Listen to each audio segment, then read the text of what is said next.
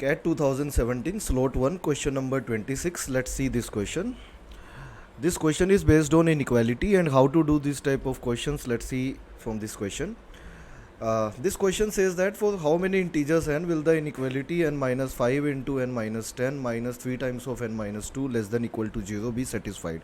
So this is a theta type question and how to do these type of questions. First of all let we solve it. एक बार इसको solve करते हैं बच्चों. तो solve करते हैं यदि हम, तो हमारे पास इक्वेशन है n minus 5 into n minus 10 minus 3 times of n minus 2 and this is less than equal to 0. So अगर इसको हम सोल्व करते हैं तो this value comes out to be n square minus 10n minus 5n and minus minus plus 50, and here it comes out to be minus 3n and minus minus plus 6. This is less than equal to 0. Now we can say that this is equals to n square minus minus 15n and this is minus 3n, so this is minus 18n and this is 50 and this is 6, this is 56 and this is less than equal to 0. अब इसके हम factors बना देते हैं. Now let we make its factors. तो factors बनाते हैं यदि, तो मिडिल टर्म स्प्लिट करनी है इस तरह से कि प्रोडक्ट करके 56 आए, प्रोडक्ट करके फर्स्ट और लास्ट का प्रोडक्ट आए. So how to do this, क्या करते हैं बेटा, हम इसमें हम मिडिल टर्म को स्प्लिट करते हैं. इस तरह से स्प्लिट करते हैं कि प्रोडक्ट करके 56 बने. तो here it comes out to be minus 4n and minus 14n, है ना, तभी प्रोडक्ट करके 56 बनेगा. Plus 56, this is less than equal to 0. और अब अगर इसको हम फैक्टराइजेशन करते हैं, अब इसकी इक्वेशन बनाते हैं. This is n minus 4 and here it is minus 14, this is n minus 4 and this is less than equal to 0. n minus 4 दोनों में से कॉमन आ जाएगा और ये n माइनस 14 हो जाएगा. This is less than equal to 0. देखो अब क्वेश्चन में कुछ बचा नहीं है. अब कॉन्सेप्चुअली इन क्वेश्चंस को कैसे किया जाता है, अब हमारे पास एक इक्वेशन बन चुकी है. अब मैं आपको करने का तरीका बताता हूँ यहाँ से आगे, जो कि हम क्लास में बहुत डिटेल में करते हैं. कैसे करते हैं वो मैं आपको बता रहा हूँ. सबसे पहले क्रिटिकल पॉइंट्स देख लेते हैं हम इसमें. क्रिटिकल पॉइंट्स का क्या मतलब सर? क्रिटिकल पॉइंट्स का मतलब है दोनों जहाँ पे 0 हो, जैसे n माइनस 4 0 कहाँ पे है, क्रिटिकल पॉइंट्स क्या क्या है, 4 एंड 14. तो उन दोनों को आप नंबर लाइन पे दिखा दो. 4 को और 14 को, दोनों को आपने नंबर लाइन पे दिखा दिया. अब क्या करें सर, जैसे ही आपने नंबर लाइन पे दिखाया बेटा, उसने नंबर लाइन को 3 रीजन में बांट दिया. कौन कौन से सर? पहला रीजन माइनस इन्फिनिटी से लेके 4, दूसरा रीजन 4 से लेके 14 और तीसरा रीजन 14 से लेके इन्फिनिटी. अब क्या करें सर, अब आपको क्या करना है, इनमें से बस कोई भी एक रीजन चुन लो, कोई भी एक रीजन सेलेक्ट कर लो, कोई भी सर, कोई भी, तीनों करने की ज़रूरत नहीं है, कोई भी एक रीजन.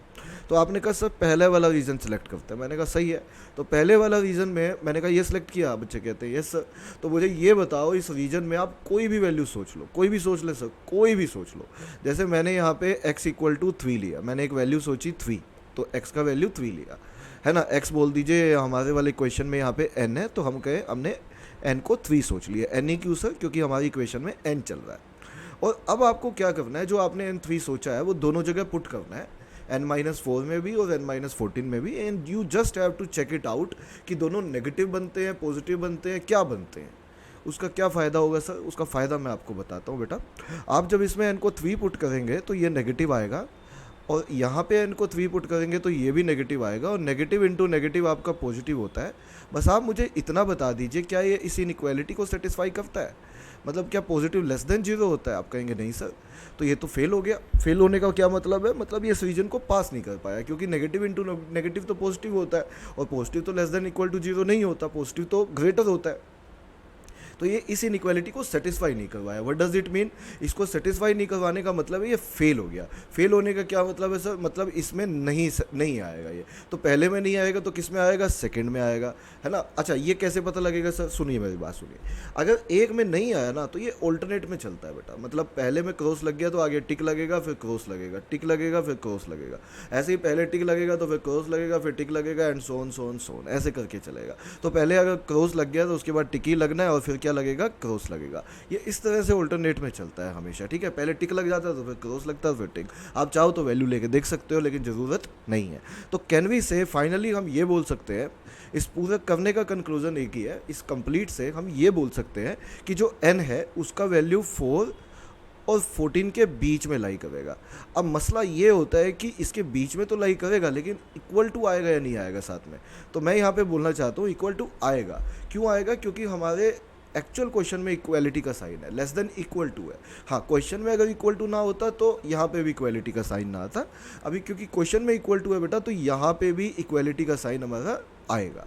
आई थिंक ये क्लियर है सभी बच्चों को, है ना? क्यों आएगा सर? क्योंकि 4 रखेंगे तो ये 0 बनेगा, और 0 हमारी इनइक्वालिटी को सेटिस्फाई करता है। तो हम कहेंगे 4 से लेके 14 तक सारी वैल्यू इंक्लूड होंगी। तो क्वेश्चन में पूछा था हाउ मेनी इंटीग्रल वैल्यूज़, तो 4 से लेके 14 तक टोटल 11 इंटीग्रल वैल्यूज़ बनती है, इंक्लूडिंग 4, है ना, 4 को इंक्लूड करके। तो हमारा आंसर होना चाहिए 11 इंटीग्रल वैल्यूज़, और यही इस क्वेश्चन का आंसर था। This is the right answer of this question.